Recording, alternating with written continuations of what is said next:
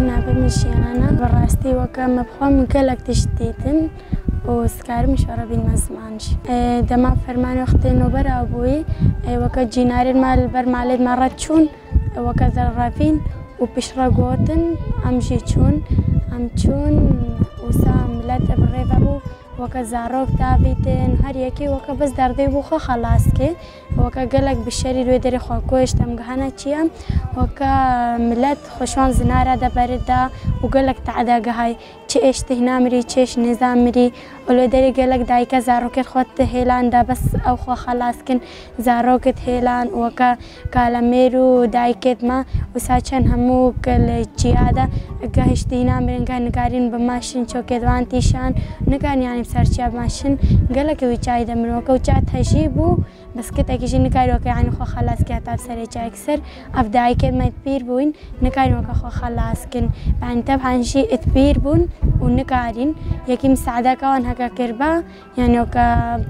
چبش متا كان برباري ورابو با وكا كارين خو خلاص كن بس چه هنا شي كل شي ابتني بون ونكارين كان نكارين بسروان درب كابن حملوان دور 6 سالي هفتي تشنوسا نكارين وقت وسا وكا قوتناتا ام المال دابون وسا ايفار بو ايفار سا دنگه تلقاو تشتاو هات بو سباهاتا سباهم رانا سان ام رابون مديد ملت الرافين بشتهنگ الرافين قنده ما بالا بو فامجي طبعا ام دركاتن امجي الرافين ام هنگه اسبوم ودبراين مبون وبابن بو ودايكام بو هنگه الرافين ودايكام مشي ابحال بو والويدري وكاس شبش متى أم كنا جيادا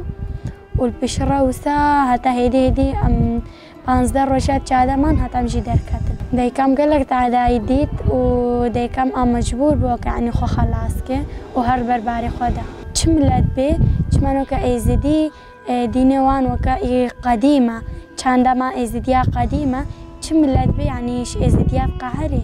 يعني وكل بين ازدي خلاص من ازدي ببنتنا شنقال فالا كنش ازديا شنقال جي بقنا دولتك شخورا ازديا خلاص بكن هم وان دفي ازدي ببنتنا وكا ازدي نبنا تشتغلو ما نحفجن فرمانا اتسرسري مرات كن يعني جم ازدي المربنا كان بعد اقرب كان بعد يخن هاوسات كن مرفي وكا اوجي فقرنا جواري خوا وهرديسا البرخوا بدن وبنيج فرمانة بسري وان دهات نتسوكا في فرمانة سيهاش دستش دش من ردينن اذ اوجي البرباري خرابن وكا تشيش دستي وان هات اوجيش خرابكن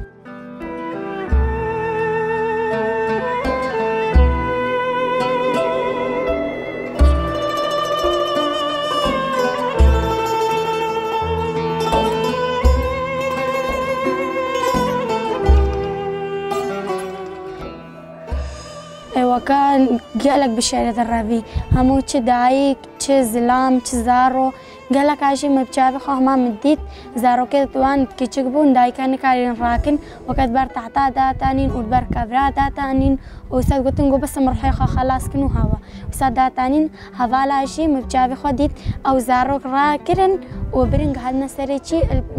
وكا يعني البي داكا وانچون هتا سريچي او زارو داكا جنزاني كزارو كوي دود بن زاروكي راكن دوبرين هتاب سريچي دورف جوي دايكي گوت گو افچه گو زاروكي تا گو تيتا بيرات گو وقت تربوي تحتي داني وگو آري ولا وهكنا شوي بام يعني وكا نشوالا با او زاروك ودوي داري ما با زاروكي وگهاندي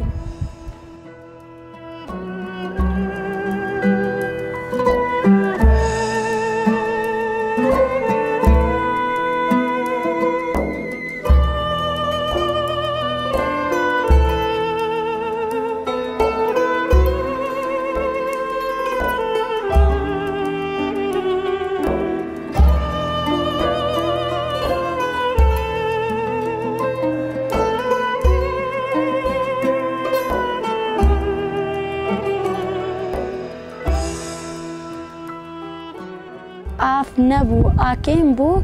وجبر خوارن جیکا کیم بو بس چه بوان دارت جادا او سبوان دارا او معيشين يعني چه بش متا وقتش تبوان دارا فتاتن وقت فيكي او ابدارا فتات بفيكي معيشين يعني افرا بسري ما هاتي قالك يا زحمة بو اف وكان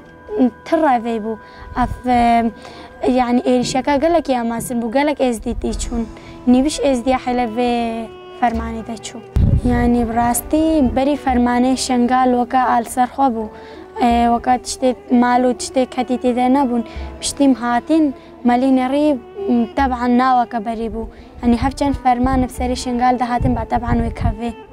يعني از چه بهش متن هو که تشتكي وكا قولا كده چن پلاجي بكي هر تالي خرابه ابجا شنغالش که وسا هفجن ايري شاتنا سري و تالي را وكا که هي شاتن ويكافي نامين نهاروشا شنغالي ولا باشم و برخودانجي قلقه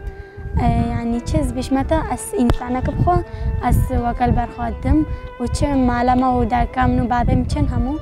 سمچن اون برخوادم شتی ما افراد دیتی مثلا نو دشمنی ما چپ سری ماتی امجی برام بری رابون و طبعا ام نهل فرمانک دیو سب سری مدبه امجی که حتی دلو بخوینا ما داوی امجی کل برخوادم